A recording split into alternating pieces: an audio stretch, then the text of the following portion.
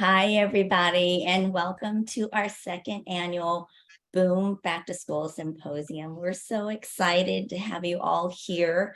I'm super excited because we have an amazing lineup of educators who are going to give you amazing tips and show you lesson plans and strategies on how you can set yourself up for success in this upcoming school year. Just a couple of housekeeping details before we start. This is being recorded, as are all of our webinars during this symposium, and you will be sent an email with links to those recordings, as well as links on how to get in touch with your favorite presenters. So not to worry. If you can look at the bottom of your screen, you're going to see a chat box. And we'd love to have you tell us where you're from, tell us special details on what you do in your classroom, strategies you might use in that chat box. In the Q&A box below, that's where you want to put your questions. We have a wonderful team, a Boom team that's here joining us. We have Johnny Chal Rosado, Kyle Savchuk, and Carlisa Johnson. They're going to be helping us in the background. And so put your questions in the Q&A box, chat us fun stuff in the chat box.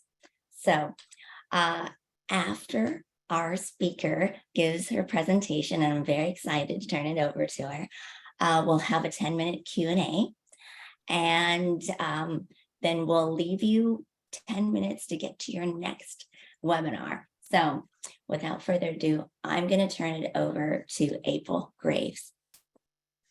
Hi, everybody. Greetings, teacher team. My name again is April Graves, and I am in teaching year 24, and I'm looking forward to several more.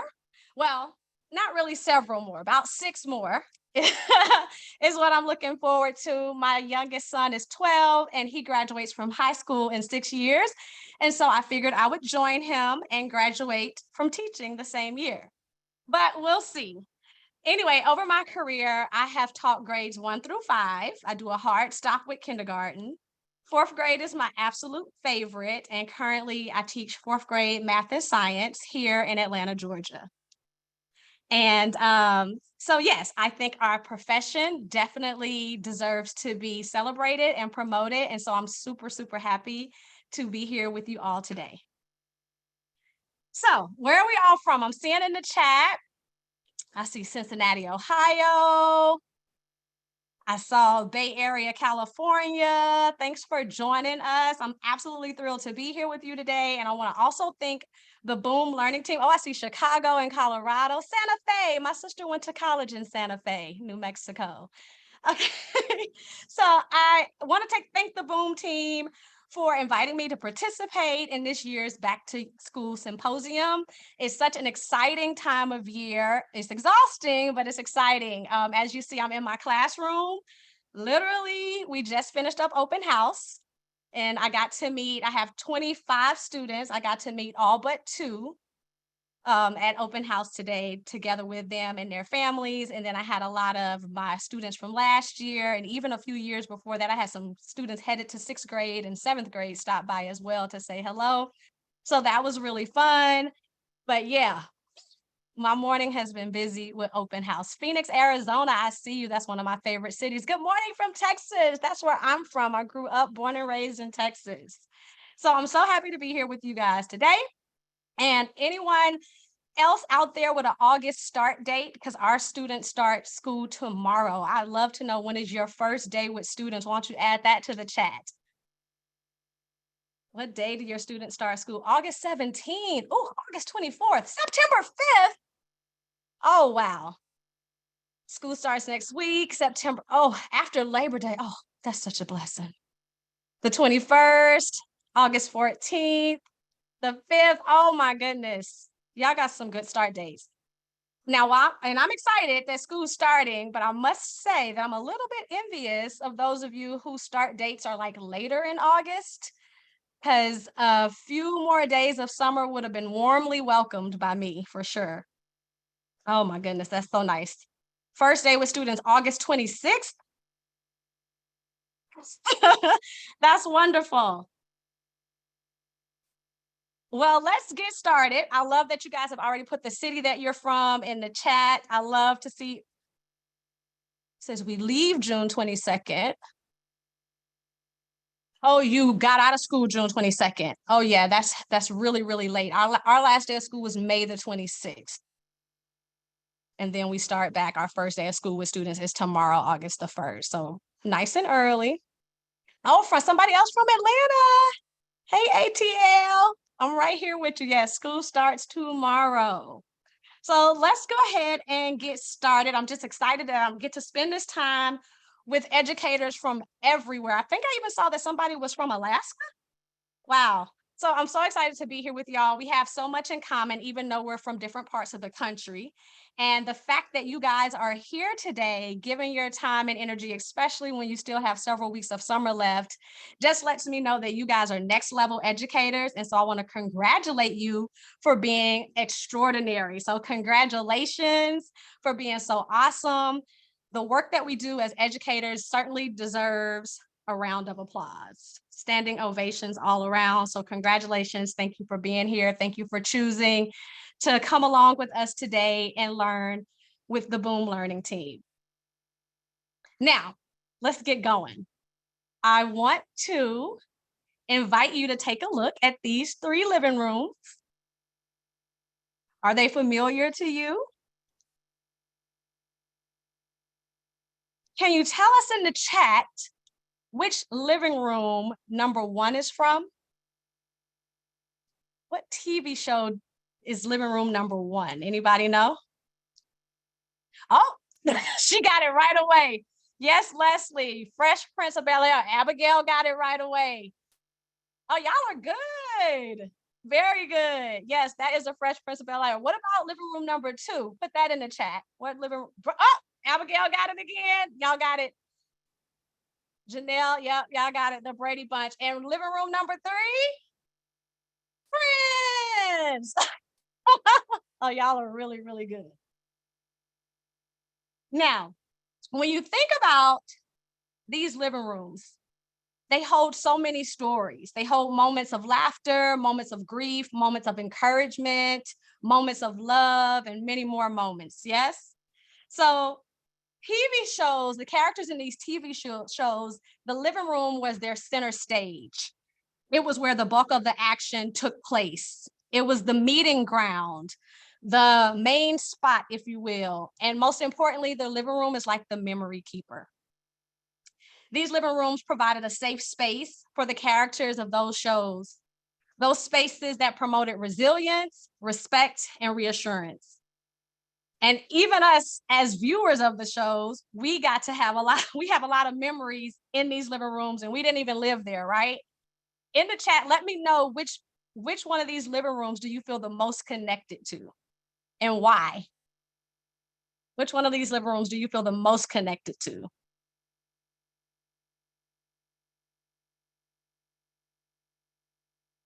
Grew up watching Brady Bunch, Friends for the laughter, yes.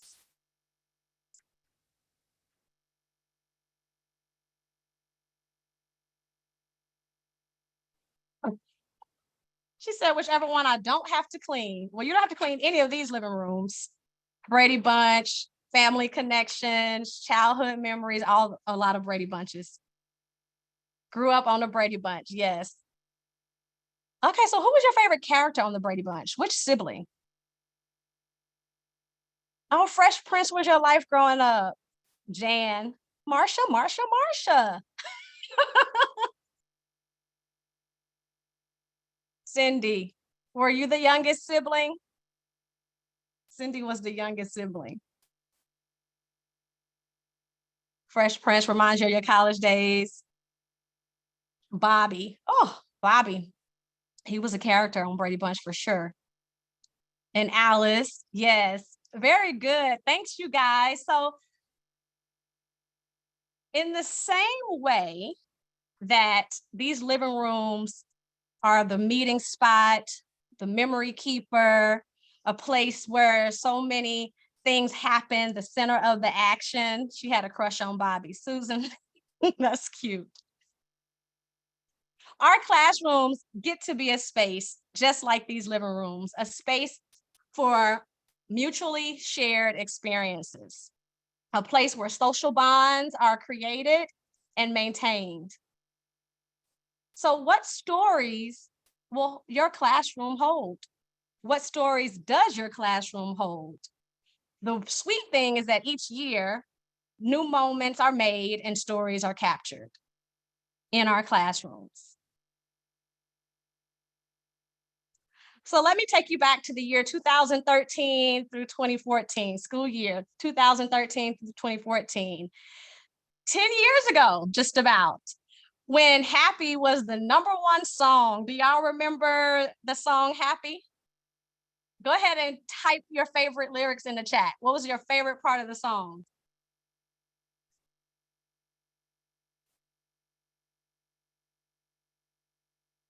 Cause I'm happy, clap along if you feel like, yep.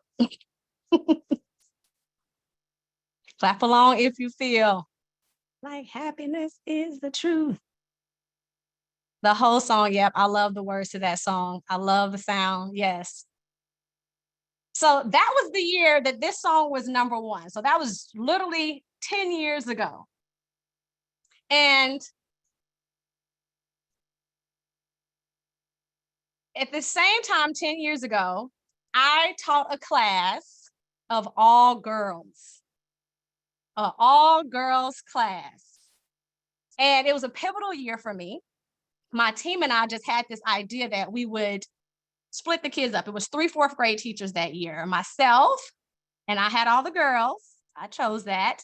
Miss Daniels, she had the boys, and then we still had other students remaining, of course, and so we had a mixed gender class, and that was Miss Baskerville's class.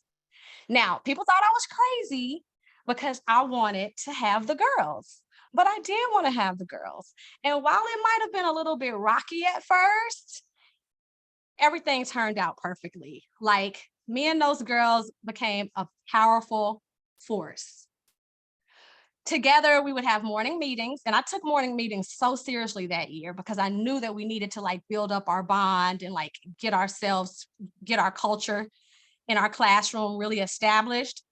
And so we would have these morning meetings and share about things that were happening in our lives. And it got to the point where the girls were super, super open to sharing the ups and downs of things that happened in their 4th grade lives and in their families and over the weekend. So we would share about those ups and downs. We would recite affirmations. We, of course, hugged each other a lot, and we encouraged each other. The girls worked hard to help each other out and to hold each other up. And they even held me up. Like, they were just so, so, so good to me. And we were just each other's biggest cheerleaders. And luckily for me, I've been able to connect with a few of the girls over the years. And when I asked them what they remember most about their time in my 4th grade class, the main story that comes up is about the time when I turned our whole classroom into a nail salon. You see, I have been having a tough year personally. My mother was sick, and so that meant that I needed to travel back and forth between Atlanta and Dallas quite a bit. And that took me away from my classroom quite a bit as well that year. And so I missed a fair share of days, but the girls did know what was going on. After one of my absences, we were having a morning meeting, and I decided that I needed to share with them what was happening with me in my life that was keeping me away from the classroom more often than what is normal. And so I shared with them about this personal challenge that my mom was sick. And so I was traveling back and forth, literally probably every 2 weeks. I was either flying to Texas or driving to Texas for a few days and then coming back. And just so I shared this with the girls, and they immediately like stepped up. They rose to the challenge. They just shared with me how much they love me and how much they wanted to do well and do good for me. And so they committed to taking care of our classroom, taking care of each other. And then they also committed, it was so funny, they committed to what they said, we're gonna beat the brakes off of the boys. We are gonna beat the brakes off the boys and Miss Baskerville's class. And they were talking about like academically in their state testing. that, of course, is always on our minds. So they were like, "Oh, we're going to break the brakes off of them. We're going to show out. We're going to do the best that we can do." And they were so committed to it. And I just appreciated it so much. And when I look back on that time, I now define it as a time of reciprocal resilience. Together with my sweet girls, we embraced one of life's difficulties. We held on to hope together and we persevered. Their strength gave me strength to keep pushing through. And as they watched me thrive during such an uncertain time in my life, we just became a collective force of resilience. Just as the girls had committed to giving their best, I equally committed to giving my best. And I told them that each and every day that I'm here with them in this classroom, I made sure that the learning environment was going to be positive, appropriately rigorous, and engaging. I committed to making moments for the girls. Now, unfortunately, my mother did pass that spring of 2014, and it was a few days before our state test was getting started. So again, I had to be away from my class. But the morning of the state test, I called Miss Ulrich, who was the academic coach at the school at that time, and she was subbing for my classroom. So I called her because I wanted to talk to the girls. So she put me on speakerphone. The girls were so excited that I would even call them, knowing everything that was going on with me. And so we talked for a little bit. I wanted to just, encourage them and let them know that I was cheering for them and thinking about them and that I loved them. And they were so extremely gracious, just so gracious and more concerned about me than anything. And they let me know that, hey, we got you. We got your back. We are going to do our thing. We're committed to our goal. We're about to beat the brakes off of this test. And more importantly, we're going to beat the brakes off the boys in Miss Baskerville's class. And let me tell you, that is exactly what they did.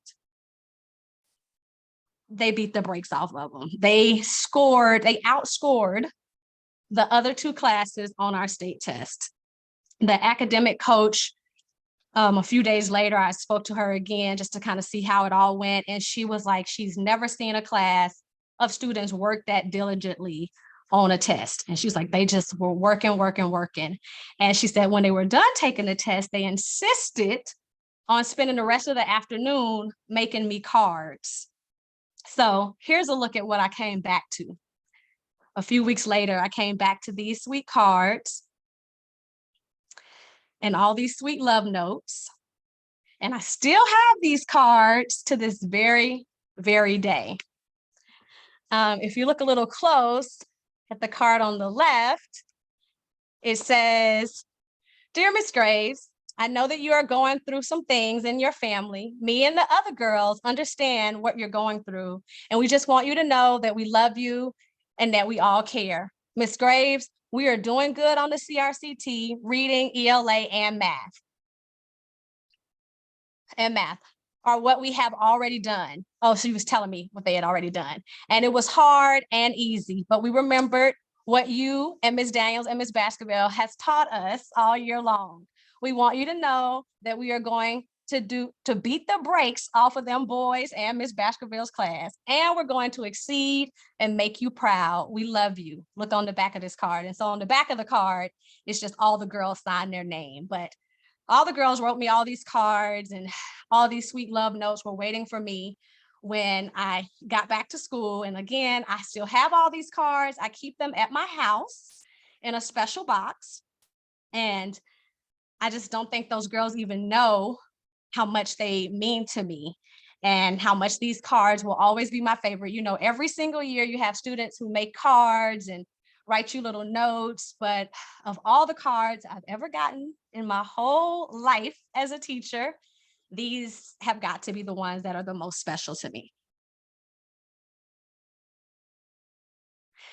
All right, so back to this massive nail polish party. It was my way of celebrating the tremendous success that the girls had on the test. But more importantly, it was my way of just saying thank you. Thank you to the girls for loving on me, for lifting me up during one of my toughest seasons. And I just don't think they can imagine how much they really, really meant to me. So I decked out our classroom to make it look like a nail polish party. We had all different colors of nail polish all over the place, a few foot spas, snacks and sweets and balloons, and a ton of pink and teal decorations. And I got to be their nail artist. And they ate it up. They were so excited when they walked in the room and they saw all of this. They laughed, they giggled, they gobbled down all the snacks. It was nothing left. And then I went around painting their nails and sprinkling glitter. All right. The whole hallway just smelled like a full out nail salon. Other teachers and my principal, even, they were all coming by and they were like, "What are y'all doing in there?" And I'm like, "Oh, we doing nails. We having a party." And the girls, they were just, "Yeah, we having a party." They were just so excited and so grateful and just bubbling over. They were just absolutely bubbling over. They didn't expect it at all. And so it was just my pleasure to create that moment for them and provide that experience. And so as you guys embark on a new school year, I encourage you to view your classroom as a living room, a place that cultivates and captures so many stories, a place of mutual respect, a rallying spot, a place that fosters a positive learning environment and provides opportunity for growth, a place that promotes perseverance and enhances problem-solving skills, a place of innovation, and overall, a place to build resilience, a place where students can become more adaptable, confident, and better equipped to handle the challenges of life. Be the teacher who is open to creating experiences, both academic and non-academic, because clearly the nail polish party was completely non-academic. There was no content attached to it at all. It was just providing an experience, making a moment for those girls, which I had already committed to earlier in the year that I was going to make moments for them. And so I invite you and I encourage you to be the teacher who's open to creating those academic and non-academic experiences. And so I'd love to share with you guys some other experiences that I have provided for my students over the years, not just that class of girls, but just over the years, because I do believe in creating experiences for students. Because one thing is for sure, our elementary age students, 10 years from now, 20 years from now, they're not going to remember necessarily the content that you were teaching, but they will remember the moments. They'll remember those special moments. That's what they'll take with them. And so I encourage you to make moments. Make moments. Write that down. Everybody type that in the chat. Make moments. Let me see how many make moments I can get in the chat real quick. Thank you, Robin. Thank you, Paula. Sandy, thank you, Lisa. Thank you, Jasmine. Thank you, Michelle. Thank you, Jean. Oh, that's my mama's middle name is Jean. Angeline, thank you. Make moments. Jesse. Thank you. I appreciate so many of you for being so willing to join me in making moments this year for our students. Thank you, Lisa. Kaylee.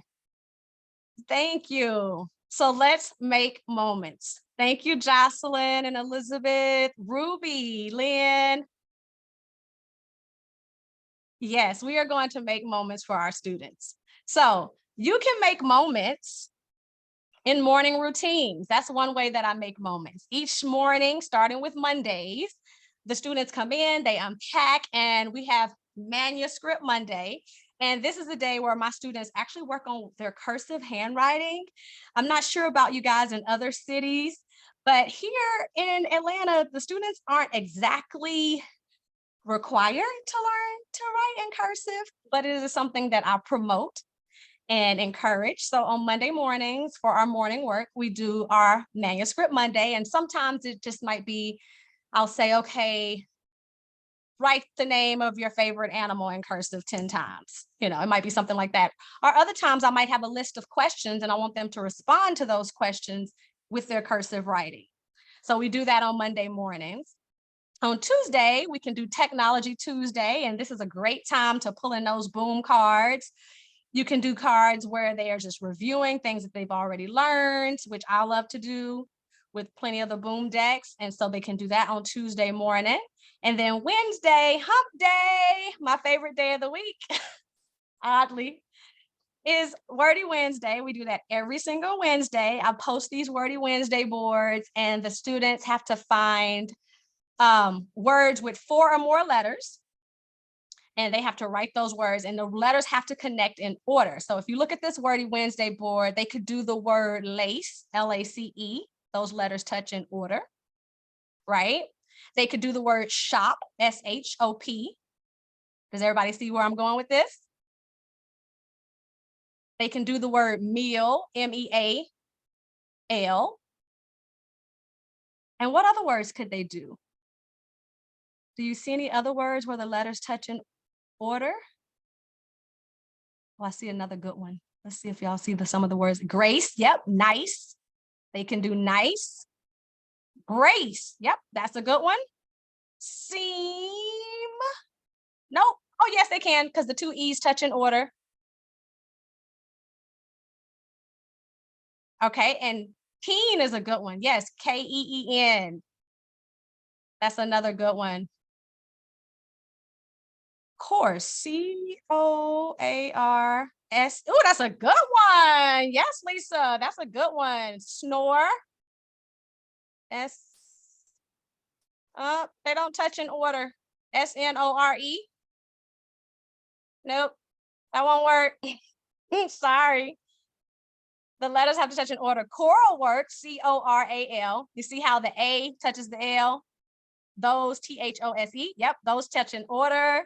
Glare, C-L-A-R-E. Yep, that touches in order. So words like that they can do. And so every week on Wordy Wednesday, it's an extreme competition, because while they're looking for words, I'm looking for words too, right?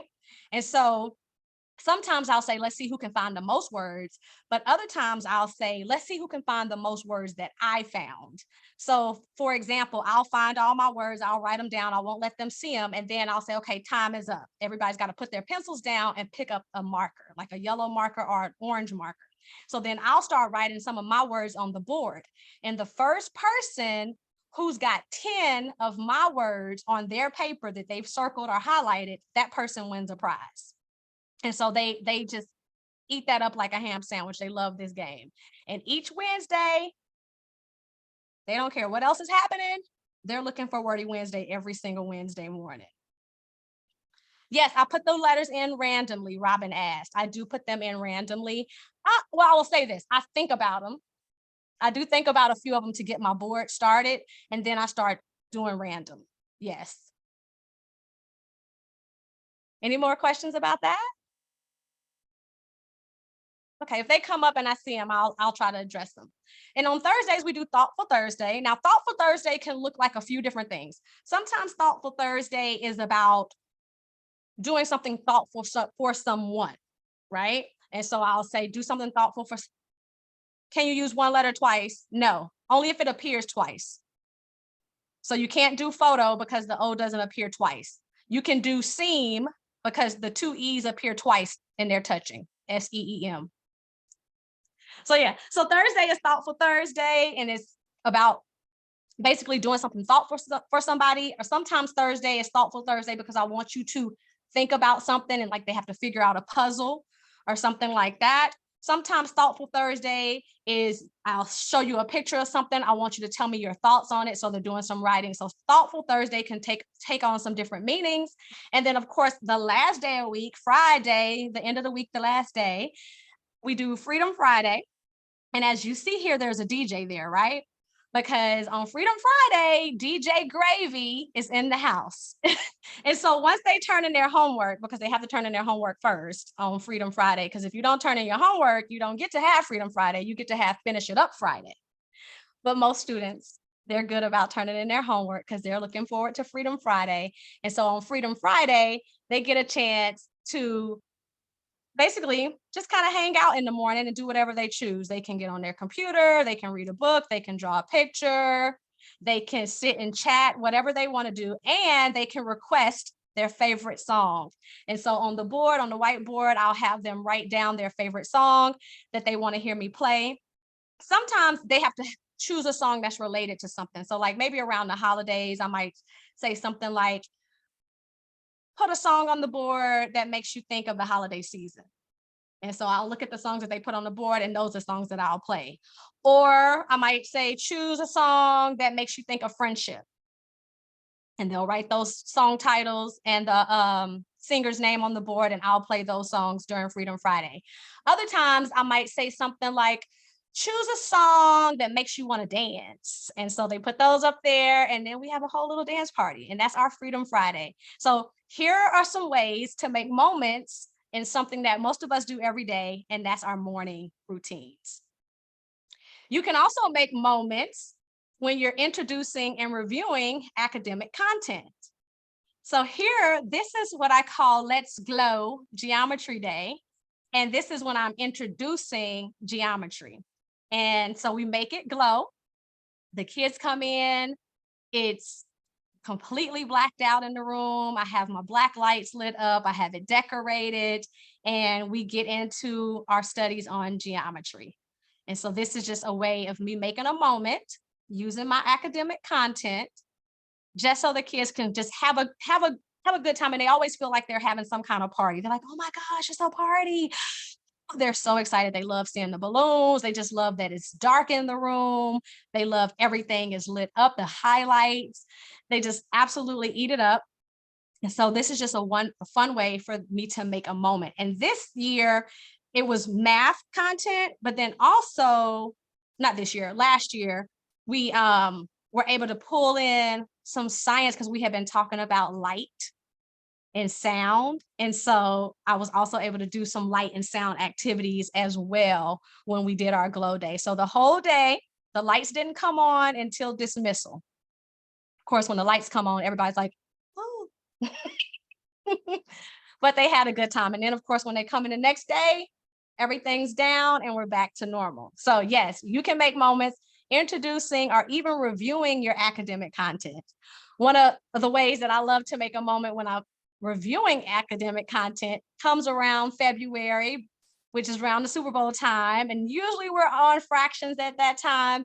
And I make a moment by having a fraction Super Bowl. Touchdown.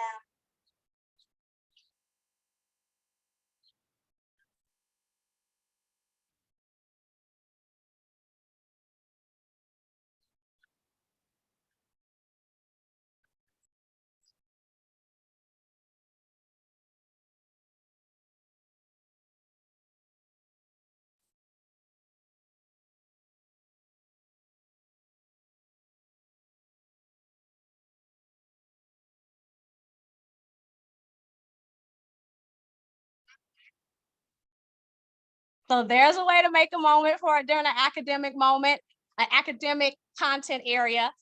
So that's something that I've been doing for the past few years, and the kids absolutely, totally, and completely enjoy it. And they go home and they tell their parents that they played football at school that day. So it's so much fun. You can also make moments just by dressing up, showing up, and smiling.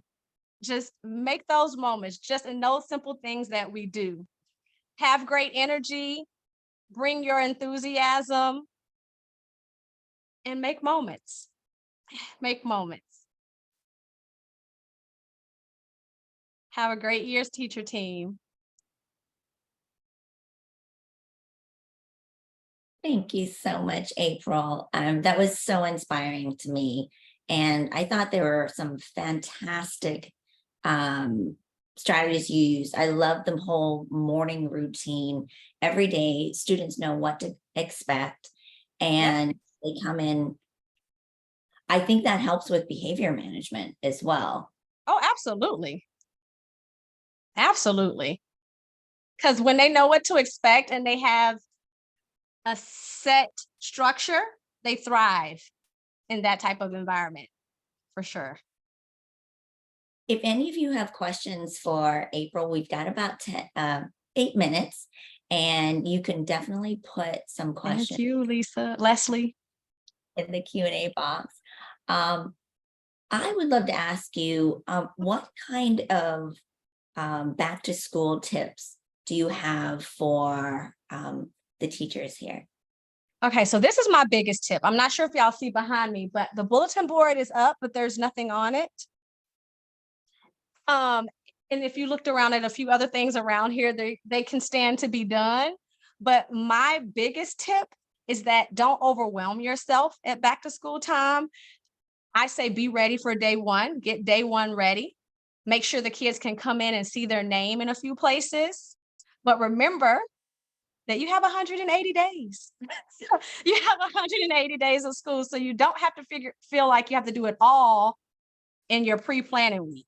Like everything doesn't have to be perfect. Like right now, my mailboxes, they need to be labeled with the students' names, but the students did see their names on the bulletin board outside my room coming in this morning, and their names are on their desk already. So they see their names, but there's certain things that I still need to do. I still need to do my mailboxes, but guess what? That doesn't have to happen today. It's not going to impact my first day of school. So I just believe in getting day one ready, but not overwhelming yourself thinking that you have to do all the things right away.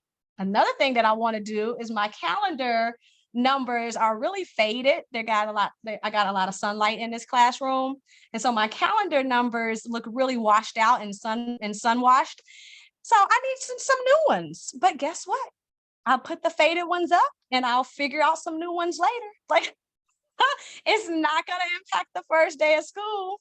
So I just try to take things bit by bit and not overwhelm myself, because there was a time in my career, especially in those first few years, where I felt like, oh, I need to do this bulletin board. Oh, I need to put this up, or I need to make sure this bookshelf looks like this. And, I was just burning the midnight oil, way too exhausted, trying to make sure everything was in order. But the truth is, the students aren't even paying attention to that on their first day of school. Like they'll look around your classroom and it'll look nice. But the most important thing is they're looking for their friends. They want to know who's in their class, where do they sit, and what time is lunch and recess. So I don't think you have to feel like you have to just do everything at once. Y'all can't see this, what I see in front of me, but we just had open house. So our students were like unpacking supplies and leaving things. So I have a counter full of tissue boxes, Clorox wipes, and paper towels. Now I will put that stuff away because I don't want that to be in the way on the first day of school. But some of the other things that are happening around here, they don't have to happen. They don't have to be put away before day one. So that's my advice, is just take it bit by bit and don't get overwhelmed, because it can easily happen because you're trying to laminate all the things. You're trying to make things new. Now, I will say this. One benefit for me is that I've been in this classroom now for 9 years, and I don't have to take everything down at the end of the school year. So some things are still up. However, there's some things that I know I need to readdress and update. So that's just my biggest back to school tip. I think that's really important. You have to give yourself some grace. You Yes. have to allow yourself to, make mistakes and get to things when you can get to things. Because Right. I think back to school is incredibly overwhelming for all educators out there. It's overwhelming for students and parents as well. So we need to give ourselves a little pause, a little break, and Right. know that things will happen in time. Absolutely. Because if you do too much too soon, then you're more likely to burn out. Yeah, and I If think you're, that's a big problem yeah. with this today. I have a question for you. So we see those amazing decorations. Do you pay for them with your own funds, or does your school support you and give you funds to pay for classroom supplies, educational tools like Boom Learning, anything like that? Okay, so half and half, because there are some things that I'll just buy, right? I'm like, oh, I want this. Now, I am blessed to be in a school where the PTA does give us a little love token every year of some funds that we can use to buy things, materials, and supplies for our classroom. So that's a wonderful thing. Like My laminating pouches I usually buy when the PTA gives us those funds. So some little things I'll buy. And then other things, yes, it's basically gifted by the PTA. You can buy stuff and then they have an allotment that they'll give you. So yes. Now that hasn't always been the case at other schools that I've worked at. A lot of times it was just me buying stuff and that's it. So yeah, and luckily I don't have to buy stuff every year. You know, your first few years you're buying stuff because you're trying to, get the things that you feel like you need. But as the years go by, you start to need less. And so that's a good thing. I do still buy border because I like border. Kimberly in the chat says we get $0 from anyone. Yeah, well, I guess that's why the Amazon wish list is so popular. The teacher clearing the list because there are so many teachers who do get zero, and that's unfortunate because you do end up spending so much on your money. I mean, just basic stuff, staples, Yeah. paper clips, It just kills me to hear teachers pay for basic classroom supplies out of their tissue own. boxes, pencils. Oh yeah, trust me when I say I've been there. So But yes, I see she says her PTO gives $100. That's about how our PTO is too. So, and it helps, right?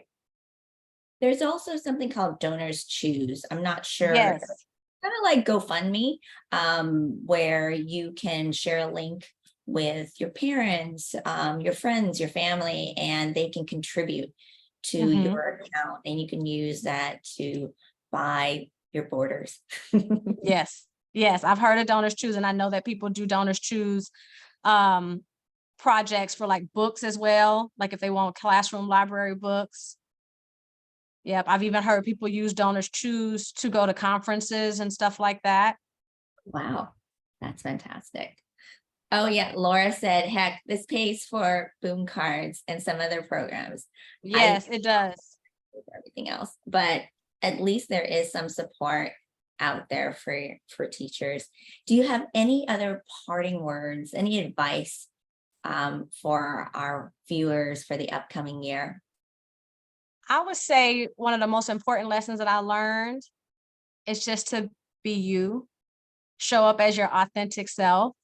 I'm not sure how many people are starting off at a new school this year.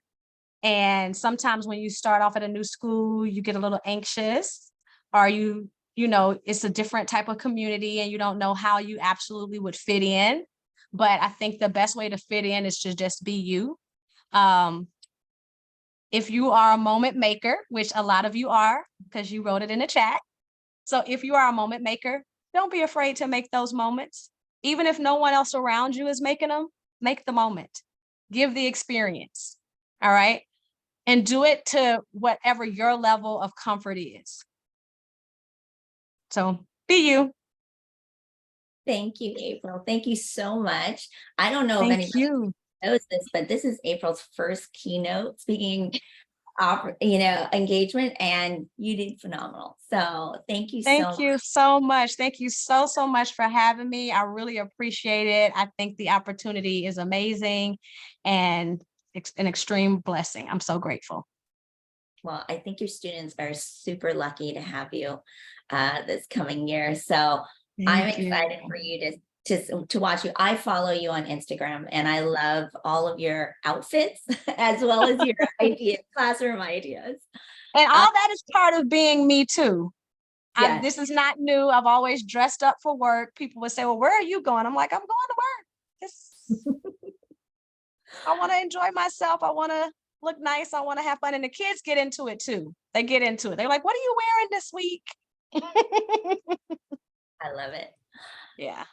So thank you for kicking off our symposium. Thank you for having me. I think you've inspired me as well as so many of our other viewers today.